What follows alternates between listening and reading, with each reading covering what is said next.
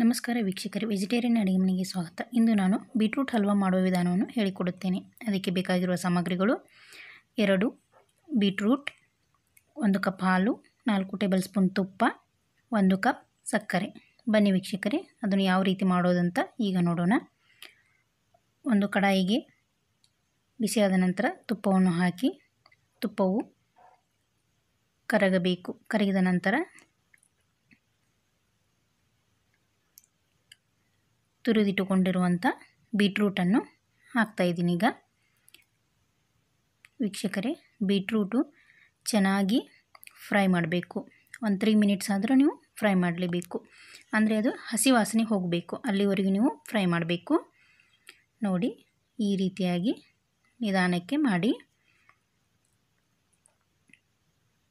ವೀಕ್ಷಕರೇ, ನಾನು ಇದಕ್ಕೆ ಯಾವುದೇ ಡ್ರೈ ಫ್ರೂಟ್ಸನ್ನು ಆ್ಯಡ್ ಮಾಡಿಲ್ಲ. 4 ಸಾಮಗ್ರಿಗಳನ್ನ ಯೂಸ್ ಮಾಡಿಕೊಂಡು ಬೀಟ್ರೂಟ್ ಹಲ್ವಾ ಮಾಡೋದು ಹೇಗೆ ಅಂತ ಹೇಳ್ಕೊಡ್ತಾ ಇದ್ದೀನಿ. ವೀಕ್ಷಕರೇ, ಈಗ ಇದಕ್ಕೆ ನಾನು 1 ಕಪ್ ಸಕ್ಕರೆಯನ್ನು ಹಾಕ್ತಾಯಿದ್ದೀನಿ.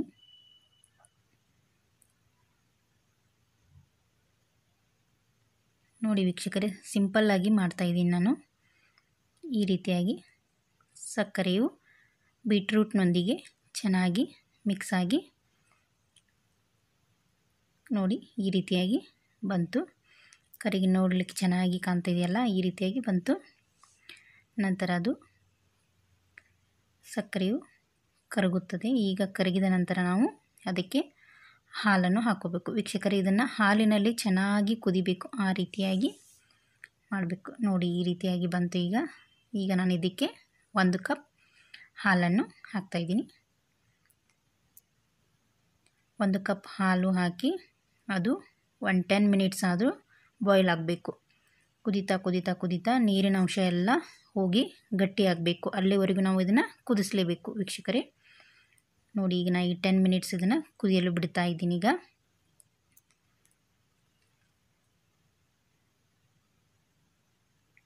ನೋಡಿ, ಕುದೀತಾ ಈ ರೀತಿ ಬಂತು. ಈಗ ಇನ್ನೂ ಸ್ವಲ್ಪ ಗಟ್ಟಿಯಾಗಬೇಕು, ಅಲ್ಲಿವರೆಗೂ ನೀವು ಕುದಿಸ್ಬೇಕು ವೀಕ್ಷಕರೇ.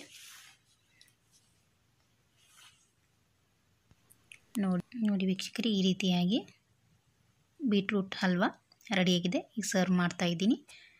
ನೀವು ಒಂದು ಸತಿ ಮಾಡಿ ನೋಡಿ ಹೇಗಿತ್ತು ಅಂತ ಕಮೆಂಟ್ಸ್ ಮಾಡಿ. ನಿಮಗೂ ಕೂಡ ಇಷ್ಟವಾಗುತ್ತದೆ ಅಂತ ಭಾವಿಸ್ತೇನೆ. ನೋಡಿ, ಪರ್ಫೆಕ್ಟಾಗಿ ಬೀಟ್ರೂಟ್ ಹಲ್ವಾ ರೆಡಿಯಾಗಿದೆ. ಧನ್ಯವಾದಗಳು ಫ್ರೆಂಡ್ಸ್.